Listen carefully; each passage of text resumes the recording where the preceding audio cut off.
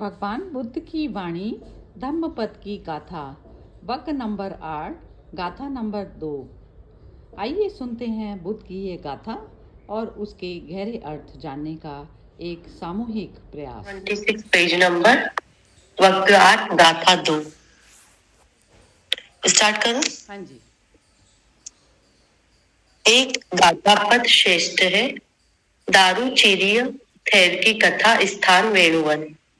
किसी समय कुछ सेठ लोग नाव में बैठकर जा रहे थे। समुद्र के बीच में नाव डोलने लगी और पानी में डूब गई। उसमें सवार सभी लोग पानी में डूब गए, काल कवलित हो गए, परंतु उनमें से एक सेठ बच गया। वह काष्ठ फलक पकड़कर अपने को बचाते बचाते किनारे पर जा पहुंचा। वह नंगा था, इसलिए पेड़ पत्तों से अपने शरीर को ढक लिया और एक कटोरी लेकर ऐसी जगह बैठ गया जहां आने जाने वाले लोग उसे देख सके। उधर से गुजरने वाले लोग उसे चावल भात यवागु आदि देने लगे। लोगों में चर्चा फैली, बड़ा तपस्वी है, साधु है, अहर्त है। लोगों ने उसे पहनने को कपड़े भी दिए, परंतु उसने स्वीकार नहीं किए। बेचारा भ्रम में ग्रसित हो गया कि वह अहर्त है। चूंकि वह अच्छे विचार से नहीं बैठा था और काष्ठ फलक पेड़ पत्तों से अपना शरीर ढका रखता था, वही पहनता था, अतः उसका नाम बहिदारूचर्य पड़ गया। महाब्रह्मा वहां से गुजरे थे। उन्होंने उसे देखा, वह उनके पूर्व जन्म का मित्र था। उसने सोचा यह दारूचर्य गलत रास्ते पर है, यह अहर्त है नहीं और ऐसा मान बैठा है। अतः उसे सही रास्ते पर लाने के लिए वह उसके पास जाकर बोले, दारूचर्य, अभी तुम अहर्त नहीं हो। इससे भी बढ़कर तुम्हारे अंदर अहर्त बनने के गुण भी नहीं है। तावस्ती में अहर्त सम्यक बुद्ध रहते हैं। तुम उनके पास जाओ, वे विश्व आलोक है, देदीप्यमान है। दारूचर्य को अपनी गलती का एहसास हुआ। वह सावस्ती की ओर चल पड़ा। वहां पहुंचा, उसने देखा भगवान बुद्ध भिक्षाटन हेतु निकले हैं। वह भी उनके पीछे पीछे चलने लगा और बार बार भगवान से विनती करने लगा कि भगवान उसे धर्म की शिक्षा दे, उपदेश दे, प्रवचित करे। भगवान ने उसे बार बार मना किया और समझाया कि अभी भिक्षाटन का समय है, अतः इस समय प्रवज्ञा नहीं दे सकते, धर्मोपदेश नहीं दे सकते। दारूचर्य फिर भी विनती करता रहा। भगवान कारुणिक है। उन्होंने मार्ग में ही दारूचर्य को धर्म की बातें बताई। तथागत बोले, जब तुम किसी वस्तु को देखते हो तो उसी वस्तु पर अपने आप को सम्यक करो, अपनी चेतना लगाओ, दृष्टा भाव से देखो, उसमें अपनी आसक्ति का रंग मत चढ़ने दो। देखने में मात्र देखना होना चाहिए, ऐसे ही सुनने में मात्र सुनना होना चाहिए, गंध में मात्र गंध, स्पर्श में मात्र स्पर्श, विचार में मात्र विचार, यह सब दृष्टा भाव से संपन्न करो। इस तरह से भगवान से धर्म का अमृत पान करते ही दारूचर्य अहर्त को प्राप्त हो गया। उसे संघ में प्रवेश की अनुमति मिल गई। उसे चीवड़, भिक्षापात्र और भिक्षुओं के निमित्त विभिन्न अन्य वस्तुएं दे दी गई। उनको प्राप्त करने के बाद वह जा रहा था कि रास्ते में एक गाय ने टक्कर मारकर उसका प्राणांत कर दिया। भगवान ने भिक्षुओं को संबोधित करते हुए कहा कि दारूचर्य ने निर्वाण को प्राप्त किया और उसने मार्ग का तीव्र गति से संधान किया है, अभिज्ञा प्राप्त की है, अंतर्दृष्टि प्राप्त की है, वह उत्तम है। भिक्षुओं की समझ में नहीं आया। वे बोले, दारूचर्य को कब और कहाँ यह सब प्राप्त हुआ? भगवान बोले, मैं उसे धर्म की बात बता रहा था, तब उसने अहर्त को प्राप्त किया था। जब हम लोग भिक्षाटन के लिए तत्पर थे, उसके लिए धर्म शब्दों के वे न्यून दाने भी मोती समान थे। कोई भी प्रवचन कितना लंबा है या उसमें कितने पद है, यह मायने नहीं रखता। जिस प्रवचन से, जिस वाक्य से, जिस शब्द से उसमें मेधा जागृत हो जाए तो वह वाक्य, वह शब्द ही श्रेष्ठ है। अगर वह प्रवचन, वह वाक्य, वह शब्द किसी के लिए कल्याणकारी है तो उसके लिए उस प्रवचन के लंबे या छोटे का फर्क नहीं पड़ता है। निरर्थक पद समूह वाली 1000 गाथाओं की अपेक्षा एक गाथा पद श्रेष्ठ है, जिसे सुनकर शांति प्राप्त होती है। फिर तथागत ने यह गाथा कही, सहसम्मपि चे गाथा अनंत पद संहिता, एक गाथा पदम संययो यम सुत्वा उपसम्मति। अनर्थ पदों से युक्त 1000 गाथाओं से भी एक गाथा पद श्रेष्ठ है, जिसे सुनकर मन शांत हो जाता है। बहुत ही सुंदर है स्टोरी है। मतलब ये है इसका, वैसे तो टोटल एसेंस में यही है कि मतलब आपकी वाणी शब्द भी ना बिल्कुल इतने शॉर्ट में हो जाते हैं कि एक्सप्लेनेशन नहीं आपकी वैसी हो जाती है। एक्सप्लेनेशन कहने के नाम पर एक्सप्लेनेशन है, लेकिन सामने वाले की पात्रता पर निर्भर करता है। तो वो सामने जो शब्द होता है ना, जैसे कृष्ण कृष्ण को दे रहे हैं तो इतना लंबा चौड़ा लेक्चर और ये सब चीज़ें देने की जरूरत नहीं होती।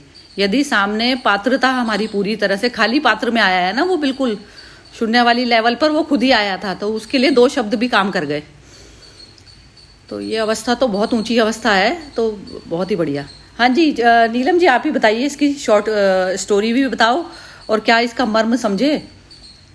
चलो शॉर्ट स्टोरी मत बताओ, मर्म ही बताओ इसका आप अपने हिसाब से।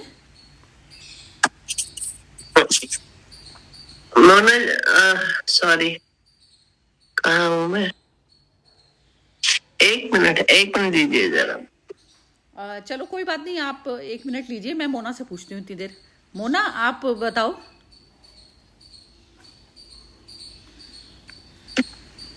नहीं, अभी कोई और बताए, फिर बाद में बताऊंगी। अच्छा ठीक है, तो नीलम जी। मैं आ गई।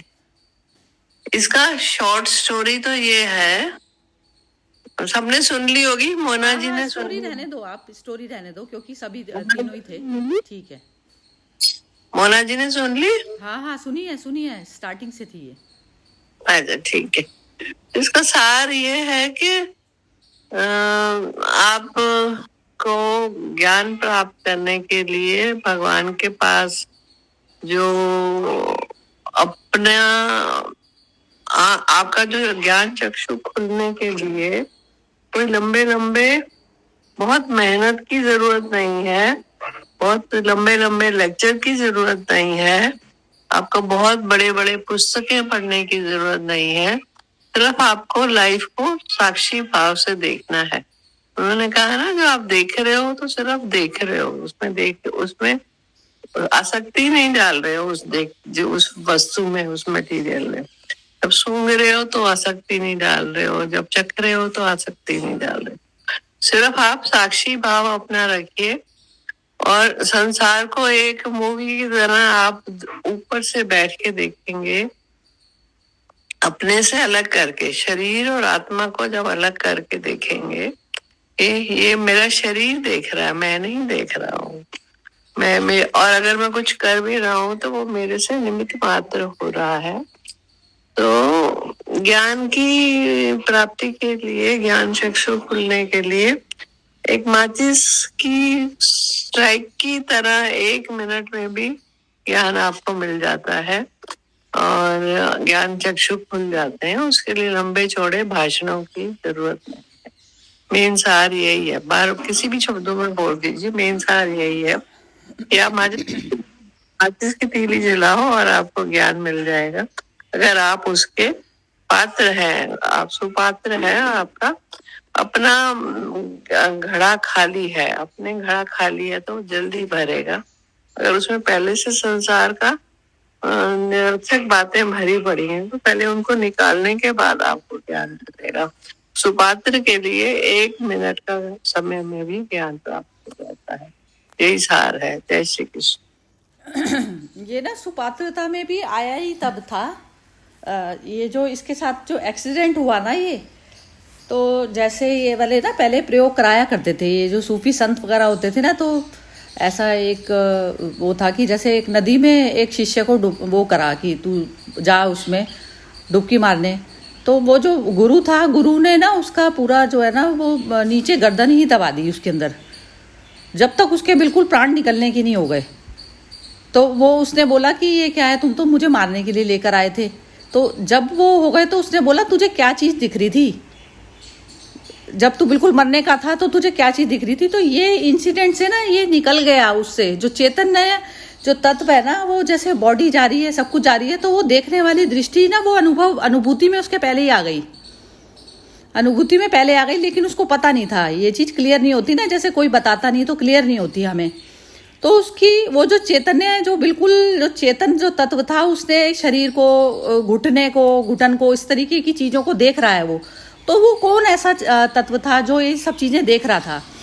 तो जब करने से ज़्यादा ना, ये देखने पर जब आप वो कर देते हैं ना, देखने पर तवज्जो ज़्यादा देते हैं, तो फिर ये जो साक्षी तत्व है ना, वो हमारा वो हो जाता है, पूरी तरह से अवेलेबल हो जाता है हर चीज़ को देखने के लिए। तो सब कुछ जो नश्वर धर्मा जो चीज़ें हैं, तो उनको वो अवस्था हमारी आती ही तब है। लेकिन ये जीते जी यदि व्यक्ति इस चीज़ को याद रखता है ना कि मैं चेतन हूँ बस, तो वो जो सारा जो मटेरियल जो बॉडी का है, माइंड है, बुद्धि है, सब कुछ है, तो उसको ठीक उस पर कर सकता है। अब क्या होता है, लोग ना जैसे बोलते हैं, बहुत मेहनत को बहुत ज़्यादा वो देते हैं, जोर देते हैं मेहनत पर, कि ये तो जो है बहुत ज़्यादा साधना कर रहा है, वैसा साधक है। एक तो ना शरीर की होती है, शरीर की लेबर होती है, शरीर की लेबर, चेतन की लेबर पे कुछ काम मैटर नहीं करती है। चैतन्य यदि मेरा बिल्कुल खाली है, अंदर मेरे मटेरियल नहीं भरा, मेरे माइंड में, मैं माइंड में मेरे मटेरियल को मैं मटेरियल समझ के ट्रीट कर रही हूँ, तो फिर उसके लिए जो है कुछ मेहनत की जरूरत नहीं होती, क्योंकि वो चैतन्य तत्व, ये जैसे फॉरेन कंट्रीज में भी जो बोला जाता है ना कि इंडिया में धर्म जो है अभी तक भी है, तो धर्म इसलिए है क्योंकि हमारी जो संस्कृति है और जो सनातन धर्म है, वो चेतन पर जोर देता है बजाय लेबर के। हम लोग एक दूसरे को भोग दृष्टि से नहीं देखते, एक दूसरे प्राणी को भोग दृष्टि से नहीं देखते, क्योंकि जो बिल्कुल किसी लायक भी नहीं है ना मनुष्य, तो उस मनुष्य को भी हमारी संस्कृति या धर्म हमको ये सिखाता है कि उसकी भी सेवा करो। तो वो चीज़ जो है दूसरे कहीं पर भी नहीं है, पूरे वर्ल्ड में कहीं पर भी नहीं है ये चीज़। तो ये अवस्था, जैसे ये जो हमारा ये कहा जाएगा कि इंडिया में जन्म लेना ही एक अपने आप में बड़ी चीज़ है, और फिर जो अपने चैतन्य को उपलब्ध हो गया वो उससे भी बड़ी चीज़ है। तो ये चीज़ें अब इसमें जो इसको जो रिवर में डूबने से जो वो हुआ ना, तो वो चैतन्य इसका जागृत तभी ही हो गया। तो बुद्ध के 2 शब्द पढ़ते ही उसको वो अवस्था ना, जैसे मेरी फीलिंग में तो थी लेकिन मुझे कोई वो नहीं था, तो बुद्ध के 2 शब्द मिले उसको, और वो एकदम उसको पता चल गया कि उसकी अनुभूति में ऑलरेडी थी वो चीज़। तो अनुभूति में होती है, तो वो बुद्ध के शब्द तो सिर्फ मैच खाए उसके साथ, तो वो एकदम घटना घट गई। दोनों चीज़ें मिलते ही 100% घटना घट जाती है, ऐसे घट जाती है, ये चीज़ है। तो इसमें कर्म का महत्व नहीं होता कुछ भी। कर्म आप लेबर वेबर टाइप की कितनी करते रहे, कुछ मैटर नहीं करती। चैतन्य 1 मिनट में खाली होता है, और वो आपकी समझ से ही होता है। समझ करके छोड़ना, जैसे सीख जाते हैं ना चीज़ को संसार की, तो बस ऐसे हो जाता है। तो चैतन्य को हमेशा खाली रखना होता है, अंदर मन का जो है ना, मन में जो संसार भरा है ना, तो उसको खाली करना होता है। हाँ जी, अनामिका जी जरा आप बोलिए, फिर मोना से बाद में पूछते हैं। हाँ सरिता जी, इसमें मतलब मुझे यही समझ में आया कि मतलब जिस क्षण जो कार्य जैसे अगर हम कोई कर रहे हैं, उसको मतलब फुल अवेयरनेस में करो। उस टाइम पे मतलब जैसे हमारे मन में हमेशा कुछ भी अगर हम करने जाते हैं तो 10 तरह की चीजें चलती रहती है, और अगर हम मतलब उस जो भी मतलब वर्क कर रहे पूरा अगर उस पर ही 100% है या पूरा ध्यान वही है, तो जो ये बोलेंगे ना हम, तो वो मतलब जो वो काम भी है वो एक मेडिटेशन की तरह हो जाएगा। मतलब उसका ऐसे बोझ नहीं रहेगा, और मतलब जो हमें अपना जैसे जो चैतन्यता है वो तो हमेशा मतलब जागृत और दृष्टा भाव में तो रहना ही है। तो बस यही बोलना है सही था। हाँ, वो माइंड में जो चीज़ नहीं चल रही होती ना हमारे, जैसे जो मूवमेंट तो संसार मतलब मन में अगर संसार भरा पड़ा रहेगा तो फिर तो वो हमेशा उलझे ही रहेंगे ना। हाँ, वो जो करंट के जो डिसीजन होते हैं हमारे, उसमें भी धार नहीं होती हमारे। और वो बेसिकली ये होता है, जैसे अब करंट चल रहा है तो हम पुराने उसमें जी रहे हैं या फिर फ्यूचर की उसमें जी रहे हैं, ऐसा। तो वो बीच का जैसे जो कूड़ा कचरा सा जो भरा पड़ा है ना, तो वो चीज़ जो है हमें अब जो करंट मूवमेंट है उसको हमें उसको पूरी तरह से अटेंड नहीं करने देता। पूरी तरह से अटेंडेंस हमारी उस मूवमेंट के लिए तब होगी कि जब हम 1 सेकंड पहले वाली भी जो चीज़ है उसको बिल्कुल 1 सेकंड पहले ही थी ना, अब 1 सेकंड बस, अब इस समय 1 सेकंड ही सिर्फ मेरे हाथ में है, क्योंकि जो ब्रेथ है मेरी वो ज़रूरी नहीं है ना कि नेक्स्ट मोमेंट में आएगी नहीं आएगी। तो बस वो इतना ज़्यादा ब्रेथ के हिसाब से, मतलब इवन मूवमेंट भी नहीं कह दो, एक ब्रेथ जो आती जाती है उतने बीच तक में भूलना होता है, पुरानी चीज़ को, तब ध्यानस्थ अवस्था जैसे आपकी 24 आवर्स रहनी चाहिए। ये अवस्था होती है, जिस मोमेंट जो चीज़ आई है उस समय फौरन क्विक जो है वो चीज़ चले। तो ये बहुत मतलब बढ़िया और सुंदर स्टेट होती है। और इसी में ही जो है मतलब ये होता है कि जैसे जो जीवन का जो हम सदुपयोग कह दो या कुछ भी कह दो, तो वो चीज़ जो है हम तभी कर पाते हैं। चलिए, बहुत ही सुंदर है। हाँ जी मोना, बोलो जरा, अब तुम्हारी बारी है। जी, मुझे मतलब ये पूछना है कि जैसे हम ये हम मतलब समझ रहे हैं ये चीज़, हाँ। हाँ जी, भी मतलब ये हमें मतलब लाइफ में ऐसे करना चाहिए, ऐसे करना चाहिए। जैसे हमें मालूम है कि हम मतलब कुछ टाइम के लिए यहाँ पे आए हैं, फिर हमें वापस जाना है। हमें यहाँ पे इतना दिमाग नहीं लगाना, हमें बस अपना जीवन अच्छा बनाना है, ताकि हम अच्छा वो जीवन बना के हमें जो मनुष्य जीवन मिला उसका लाभ उठा के हम जाएं। ये चीज समझने के लिए हम कितना ज्ञान लेते हैं, कितना कोशिश करते हैं। जबकि एक लड़की की जैसे शादी होती है उसको बता देते हैं बस भी ये तेरा परिवार है, तुझे इसमें रहना है। वो उतना दिमाग वो लगाती नहीं है, वो उसी क्षण वो मतलब इस चीज को समझ लेती है। मतलब ऐसे हम लोग नहीं समझ पाते ना, भटक जाते हैं फिर संसार में। जैसे एक लड़की की शादी होती है वो नहीं भटकती, उसको पता है कि मुझे यहीं पे रहना है। हमें भी पता है हमें वापस जाना है संसार, फिर भी हम भटक जाते हैं। नहीं, वो भी एक मेंटल कंडीशनिंग हुई हुई होती है, उसकी कंडीशनिंग हुई हुई होती है। बचपन से ही उसको पता है कि उसकी शादी होनी है और उसको दूसरे घर जाना है। तो लेकिन अब तो आज की डेट में तो ये चीज़ें खैर नहीं वो करती हैं। आज की डेट में तो जब दूसरी, हाँ तो नहीं चलो वो बात नहीं, लेकिन हमें जैसे मालूम है अभी हमें जाना है तो फिर हम कोशिश तो कर। नहीं, ये वाली भी बात समझो। हम ना बिन बाती बिन तेल वाली ज्योति हैं, जो बिना बाती बिना उसके चलती है। ये जो पदार्थ से जो हम अपनी ज्योति को जलाते हैं ना, पदार्थ जगत मतलब जो थॉट वाला जो प्रोसेस है हमारा, उससे हम ज्योति को जला रहे हैं। ज्योति तो बिन बाती बिन तेल है ना, इसको कोई कुछ नहीं चाहिए, एनर्जी फ्यूल कुछ नहीं चाहिए। जो हम काम वासना काम भोगों में भोग वृत्तियों से जो हम संचालित होते हैं, तो हम अपनी ज्योति को मिसयूज कर रहे होते हैं।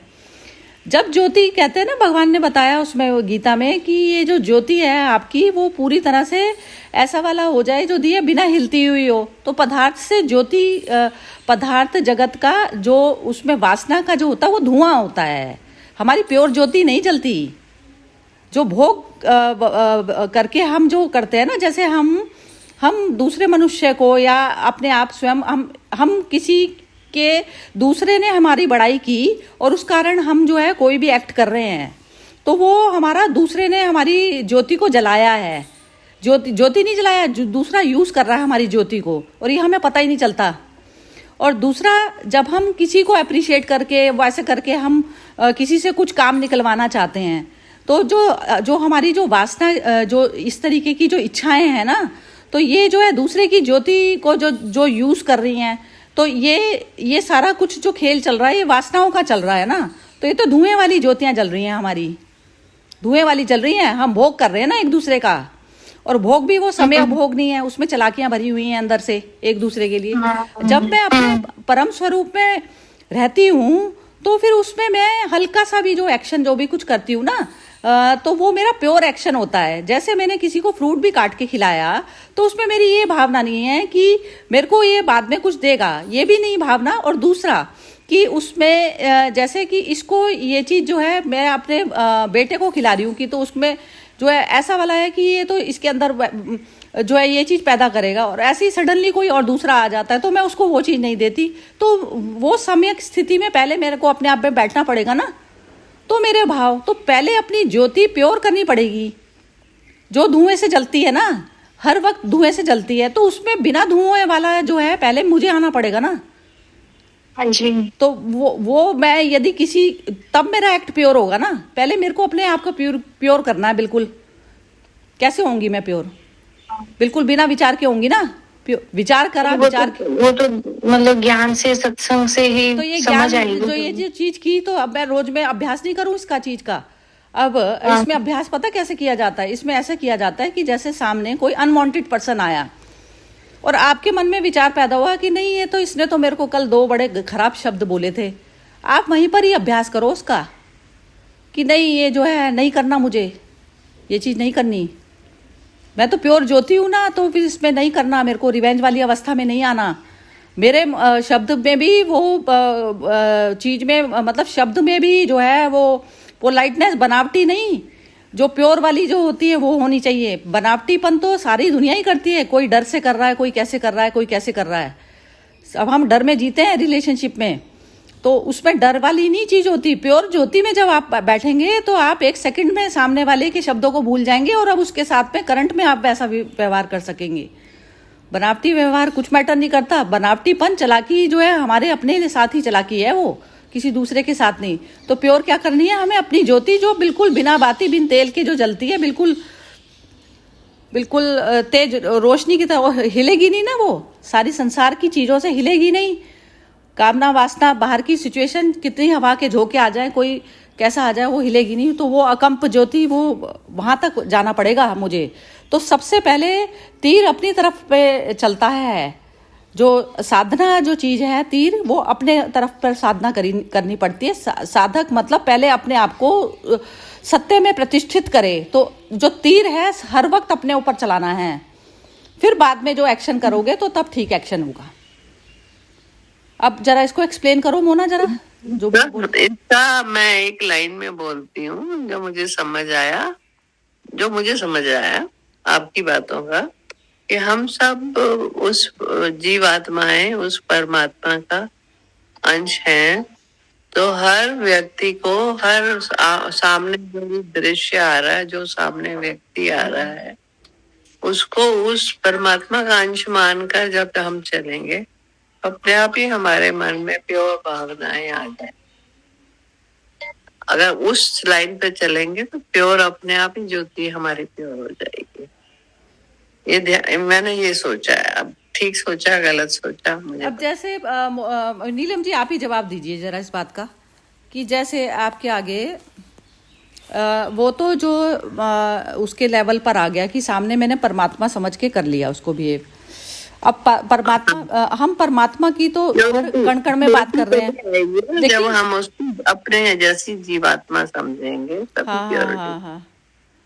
अच्छा, तो अब जो चैतन्य का जो ग्रेड है उसके अंदर वो बिल्कुल सामने वाले मनुष्य में सोया हुआ है।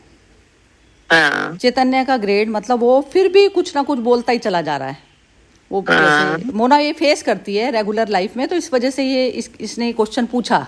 हमने कभी ना कभी करा है, ऐसी बात नहीं है, हम निकल चुके हैं। हम भी करते हैं, हाँ हम भी करते हैं। तो अब सामने वाला जैसे जो भी ग्रेड से जो हमारे को जो इस तरीके से टॉर्चर जो हम हो रहे हैं किसी से, तो अब सामने में हमने परमात्मा तो समझ लिया, लेकिन अब बिहेवियर हमारा कैसा होना चाहिए।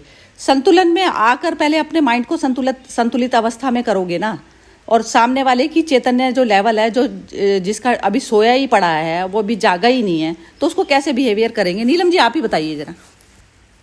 हाँ, फिर इसमें कर्मों की थ्योरी आ जाती है, पूर्व जन्म की थ्योरी आती है।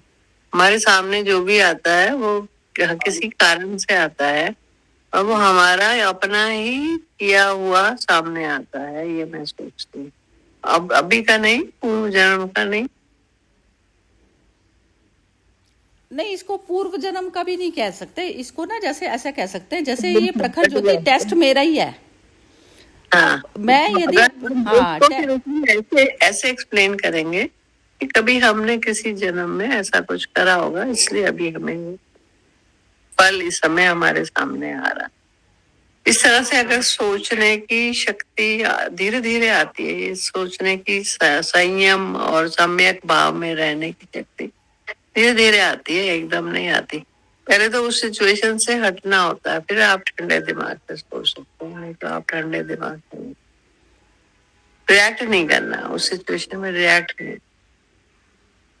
मेरा तो यही तरीका है। हाँ, रिएक्ट तो नहीं करोगे, और ऊपर से फिर पहले अपने आप को शांत करोगे। अब शांत करके आपको फिर अब उसके साथ में बात बढ़ानी है या घटानी है। और चेतन वाला जो लेवल, यदि मेरा इतनी ऊपर हो गई मेरी चेतना, तो मैं उसको आराम से सिचुएशन को हैंडल कर सकती हूँ ना। जैसे एक पशु अंदर उसमें रूम में बैठा है, और उसको जो है मैंने वो करा हुआ है, बंद करा हुआ है उसको, और वो चारों तरफ में उसको पता नहीं कहाँ दरवाजा है, कहाँ जाना है। तो अब जैसे मेरे को कोई फंसा देगा और वहाँ पर कोई दरवाजा भी है तो मैं उसको ढूंढ के चली जाऊंगी ना, सीधी सीधी मुझे दिखेगा तो मैं चली जाऊंगी। पशु क्या करेगा, चारों तरफ में देखेगा, उसको ये नहीं पता, उसकी समझ नहीं काम कर रही कि कैसे निकलूं मैं इससे, रूम से, बंद रूम से बाहर निकलूं। तो ये चीज़ लेकिन मनुष्य को समझ इतनी दी हुई है कि मैं इस परिस्थिति में भाग जाऊं, रुक जाऊं, या फिर इस चीज़ को हैंडल करके आगे बढ़ूं। क्योंकि कई तो रिश्तों में छोड़ के काम चल जाता है और कई रिश्तों में छोड़ के नहीं चलता काम।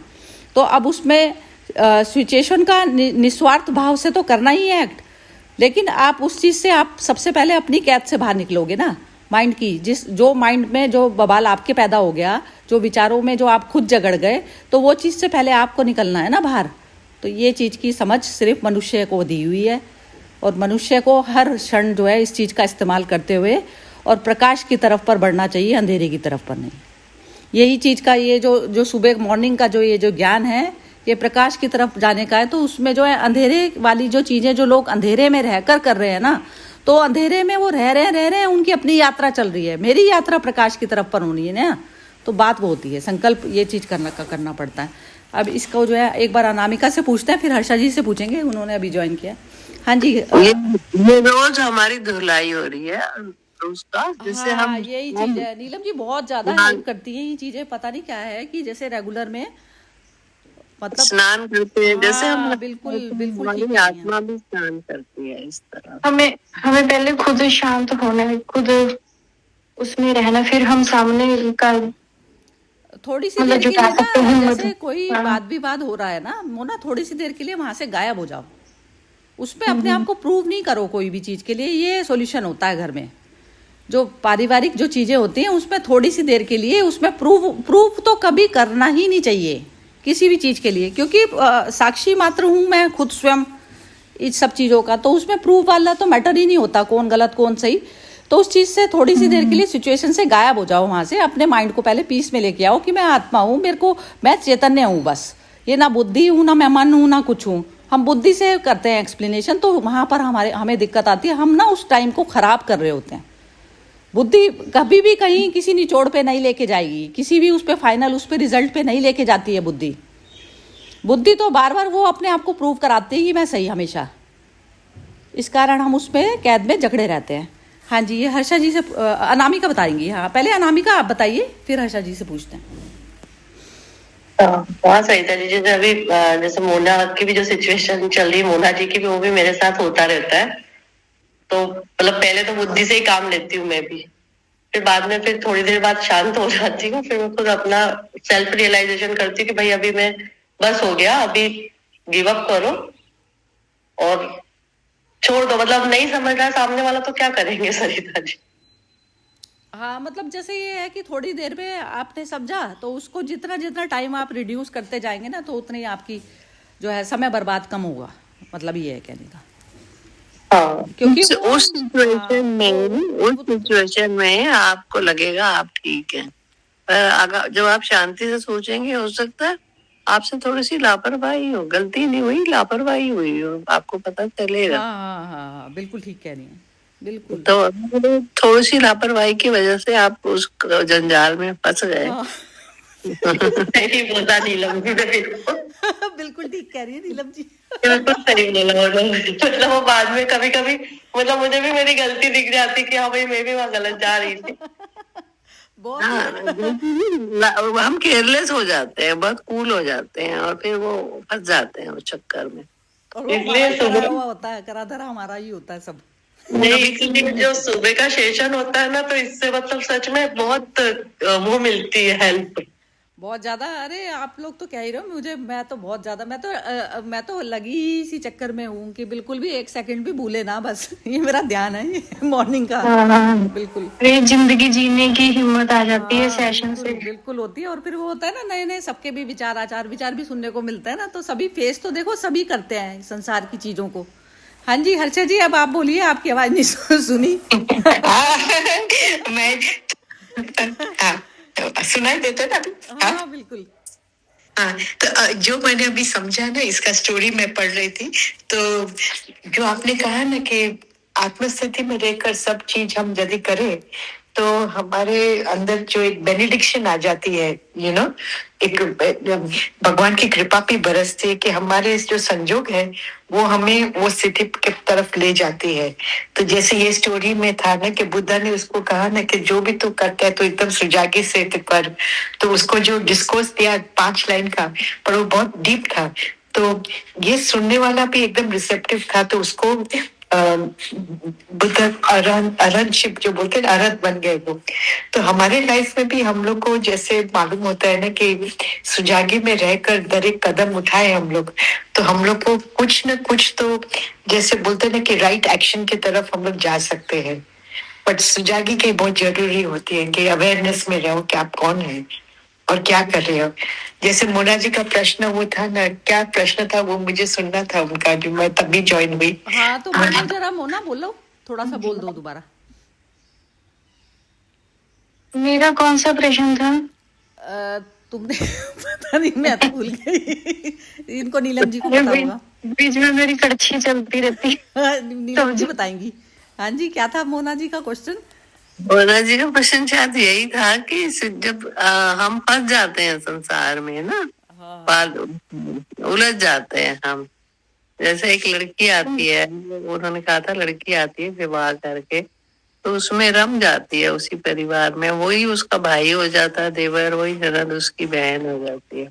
और जब हम संसार में आते हैं, हमें पता है संसार छोड़ना है हमने, और फिर भी हम उलझ जाते हैं। फिर भी हम क्यों उलझ जाते हैं? हाँ हाँ, ये था हर्षा जी, इनका ये था क्वेश्चन। आप बताइए। हाँ जी, अनम्यूट करके बताइए, म्यूट है आपका। हाँ जी हर्षा जी, म्यूट है आपका। हाँ, एक मिनट है बिंदु। आ गई आवाज, आ गई। हाँ, ये जो मोना जी का जो प्रश्न है वो तो हम लोग का सबका यही प्रश्न है कि हम लोग लक्ष्य भूल जाते हैं। अभी जैसे आपको मैं अपनी खुद की लाइफ की स्टोरी बोलूं कि मेरी बहन मुझे कई बार बोलते हैं कि तू सोच समझ कर, माने कि हम लोग नहीं काम करते। जैसे ये वेडिंग का भी चॉइस करना, क्या चॉइस, क्यों शादी का चॉइस हम लोग करते हैं। और उसके 2 बेटियां हैं, तो बेटियां को भी यही बोलती है कि जो लक्ष्य है वो बहुत अलग है। Marriage is not the aim. हम लोग अपने आप को मिटा देते हैं और इससे हम लोग अपने लक्ष्य से बहुत दूर चले जाते हैं। वी डोंट अपना अवेयरनेस हम लोग बहुत जल्दी खो जाते हैं।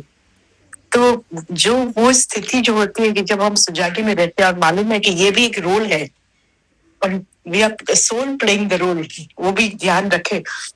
तो जब तक हम पूरा प्यूरिफिकेशन में नहीं आते, हम अपने आप को अलग ही समझ सकते हैं कि हम एक सोल है जो ये रोल प्ले कर रही है अपनी वासना उसको एग्जॉस्ट करने के लिए।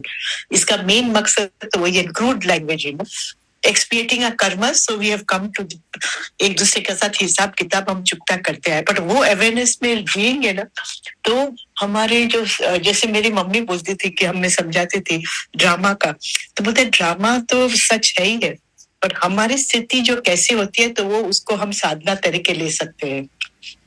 तो ये बहुत अच्छा है कि हम अवेयरनेस में रहे। और इनका क्वेश्चन बहुत रेलेवेंट है कि अब क्यों खो जाते हैं संसार में। तो अभी जैसे अभी सत्संग मिलते जाएंगे, तो जो आप लोग तो छोटे हैं, हम लोग जब भी लास्ट लैप में है, हम लोग की अंत कैसे हम करें वो हमारे हाथ में है। हम किस तरह से एग्जिट करेंगे वो हमारे हाथ में है। कि हमको बंधन में जाना है कि हमको मुक्ति में जाना है, वो हमारे हाथ में है। तो ये वो कबीर का एक भजन बहुत अच्छा है, आपको तो मालूम ही होगा, ये मत मिटा दे साधो, बंध मोक्ष की कल्पना मिटा दे साधो। बहुत सुंदर इसका वर्डिंग से, ये मत कहाँ से पाए साधो। तो ये जो मत जो हमें मिल रही है यहाँ से, सरिता जी भी हमेशा बोलते हैं सोर्स को रेफर करो। तो मैं भी बहुत कोशिश करती हूँ, कुछ भी हो जाए, कितना भी उलझन आवे, हम उलझे नहीं। ये हमारी विल पावर की बहुत बड़ी बड़ी प्रभाव है, जैसे सत्संग से हमें मिलती है। हम उलझेंगे नहीं, हम वापस गिरेंगे पर खड़े हो जाएंगे और वापस आगे बढ़ेंगे। बहुत ही बढ़िया। ये अभी बुद्ध की भी एक स्टोरी थी, इसमें ना यही था कि जैसे वो जा रहे थे ना, जब उनका अंत समय आ गया था जाना ही था, तो वो बोलने लगे सारे शिष्यों को, कुछ और तो नहीं पूछना, तो फिर मैं जाऊं। तो वो बोले ये कैसे आप जो है बात कर रहे हो कि कुछ और तो नहीं पूछना। तो वो बोले कि मृत्यु आने वाली है, तो मृत्यु आने वाली है, तो वो मुझे बिल्कुल उसका वेलकम, मैं तो स्वागत वाली स्टेज पे रहूं।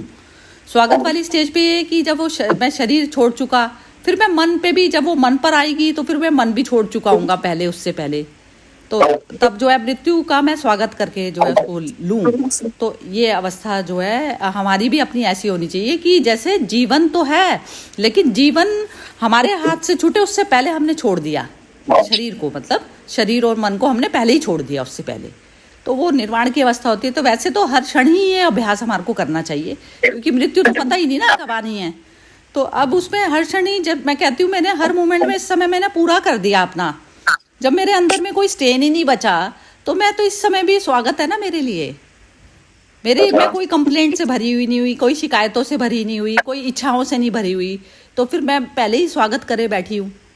हर मोमेंट में हमें ऐसे जीना है। तो मोना ऐसा वाला अभ्यास हर वक्त करना है कि नेक्स्ट क्षण नहीं है मेरे हाथ में, इसी क्षण में मेरे को खत्म करनी है सारी चीज, सब गिले शिकवे सब कुछ मुझे अभी इसी समय खत्म करना है बस। ऐसा जियो, ऐसा जीना शुरू कर लो, प्रण कर लो ये वाली चीज के लिए कि नेक्स्ट मोमेंट तक तो मैं लेके ही नहीं जाऊंगी कोई भी चीज को। अच्छा, हाँ, ये इस पे संकल्प मारो, अब इस वाली चीज पे संकल्प करो। ये सारे ही जो व्याधियां और जो भी परेशानियां हैं ना, वो एकदम खत्म कर देगी। नेक्स्ट क्षण मेरे हाथ में नहीं है, ये सोच के चलो बस, ये अभ्यास करो, बहुत ही बढ़िया रहेगा। और ये तुम देखना, ये दिन प्रतिदिन जो सूर्य होता है ना जो हमारा, वो बिल्कुल पूरी तरह से प्रकाशित होता चला जाता है। हल्का फुल्का जो होता है ना, तुम छोड़ोगी जब होगा ना। मोना जी से सिंपल शब्दों में मैं बताऊं कुछ? हाँ जी बहुत ही बढ़िया बोल रही हो आप तो आज बहुत ही ज्यादा अच्छा बोल रही हो। सीधे शब्दों में हमें ये करना है कि हमारे हाथ में ये ज्ञान है, दूसरी पार्टी है उसके हाथ में ज्ञान नहीं है। उसको ये समझो, उसको नहीं पता कि ये इस रास्ते का क्या आनंद होता है, हमें पता है इस रास्ते का क्या आनंद होता है। तो जो वाद विवाद है वो हमारे लिए नहीं है, नहीं पड़े उसमें से। पहले तो रिएक्ट नहीं करना, हमने जवाब नहीं देना, फिर कोशिश करो उस सिचुएशन से हट सकते हो तो हट जाओ, नहीं हट सकते तो वहां पे शांत स्वभाव से, शांत भाव से चुप रहो। और फिर जब आप शांति से सोचोगे, इसमें पूर्व जन्म के कर्म की थ्योरी को अपने ऊपर लगाना है कि जो हमारे आसपास कर्म प्राणी है वो हमारे पुराने कर्म काटने आए हैं, वो काटने आए हैं हमारे कर्म। और अगर वो ऐसा कर रहे हैं तो एक कर्म कट रहा है, अगर हम फिर बोलते हैं तो हमारा एक कर्म और बन रहा है अगले जन्म। मैं तो इस पूछती हूँ, बिल्कुल कृष्ण की तरह से बोल रही है मोना, ये आज बहुत ही सुंदर बोल रही है। हाँ बिल्कुल, बहुत ही सुंदर। तो अगला कर्म हमको नहीं बनाना है।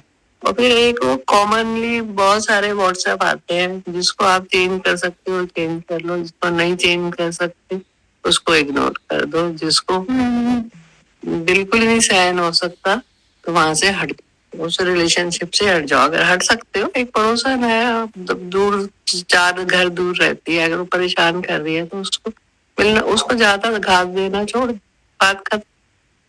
पर कोई रिश्ते जिसको नहीं कर सकते तो उसको इग्नोर करना शुरू। मन से करना होता है, मन से करना होता है, फिजिकल भी नहीं भी हो ना। कई बार तो होता है जैसे एक बिच्छू के एक ना स्कॉर्पियन के साथ रह रहे हो, जैसे आप सपोज करो वो योनि आपको उसकी दिख रही है मनुष्य की, लेकिन वो योनि वही है, छोटी योनि है, निम्न योनि वाले आए हुए हैं। तो बस ये समझना होता है दिमाग से, मन के स्थान देना होता है ना। जैसे बुद्ध को मैं हृदय से लगा के रखती हूँ है, और फिर अब कौन से किसका स्थान मेरे हृदय में कितना है, ये चीज मैं ही तो डिसाइड करने वाली हूँ ना। तो ऐसे करना होता है। समझ गई। ठीक है, चलो ठीक है, आज का सेशन खत्म करते हैं, कल मिलते हैं। हाँ जी हर्षा जी, आपको नहीं बोलना कुछ एंड में? मुझे तो मिस किया, उसका बहुत थोड़ा अफसोस होता है, पर ठीक है, जो सुना वो भी हम बुला। नहीं आप तो चेतना हो चुकी है, समझ वाली चेतना हो चुकी, तो जो सुना वो बाप अलग। नहीं तो हम सुनने के लिए बैठे हैं। नहीं ऐसा नहीं है। हम लोग जो सत्संग में जाते थे ना दादा लक्ष्मी के, तो उसमें एक भजन बहुत अच्छा था, उसने मन को जीता है जो जीते जी मर जाता है वो ये मुक्ति पाता है, जो सतगुरु का हो जाता है उसने मन को जीता है। तो ये भगवान हम लोग के जो दादा लक्ष्मी जो थे ना, वो बहुत बोलते थे अपने आप को मिटाना बहुत जरूरी है, तभी आप मुक्ति के द्वार का थोड़ा भी झलक पा पाओगे। पर अपने आप को मिटाना मने वो बहुत मुश्किल हो जाता है। और सदगुरु का उन्होंने बहुत अच्छे व्याख्यान दी कि जो शरीर नहीं है, जो गुरु सर्वव्यापक है, जैसे दत्तात्रेय का 24,000 गुरु था थे ना, तो वही ऐसे ही सदगुरु सर्वव्यापक है, तो एक पल नहीं है। और वो बोलते थे कि अंधकार में चोर को लगता है कि मैं चोरी करूं, कोई नहीं देख रहा है, पर भगवान तो सर्वव्यापक देखता ही है, तो कर्म का हिसाब किताब वो लिखता है। अंधकार में भी चोर का उसको नहीं मालूम होता है। वैसे हमारे अंदर में भी मदर भी बोलते थे ऑलवेज बिहेव, शेरविंदो लिखे थे डाइनिंग रूम में, as if the mother was looking at you, for indeed she is always present. ये भगवान का एहसास हमारे अंदर में इतना पावरफुल हो जाए ना, तो हमें एकदम एक आनंद, अलौकिक आनंद जो आप बोलते हैं ना, चिक लिया, जैसे सरिता जी ने तो चिक लिया ये आनंद, तो वो अपने उसमें निर्वाण स्टेट में रह सकते हैं, कट ऑफ कर सकते हैं अपने आप को एक सिचुएशन से इमीडिएटली। वो स्टेट एक्चुअली निर्वाण स्टेट है, बहुत सुंदर स्टेट है वो। और वही ब्लिस बोल रहा है, बोले तो शॉर्ट टर्म में ब्लिस में बन जाती है अपनी लाइफ में। बहुत ही बढ़िया बोला आपने। चलिए ठीक है, खत्म करते हैं। आज का बहुत ही सुंदर सेशन रहा। यस, बहुत अच्छा लगा। स्पेसिफिक सेशन होते हैं, मतलब बिल्कुल टू द पॉइंट, बहुत ही मजा आता है इन सेशंस में। Yes yes yes. चलिए कल मिलते हैं। ओके जी, जय श्री कृष्णा। जय श्री कृष्ण।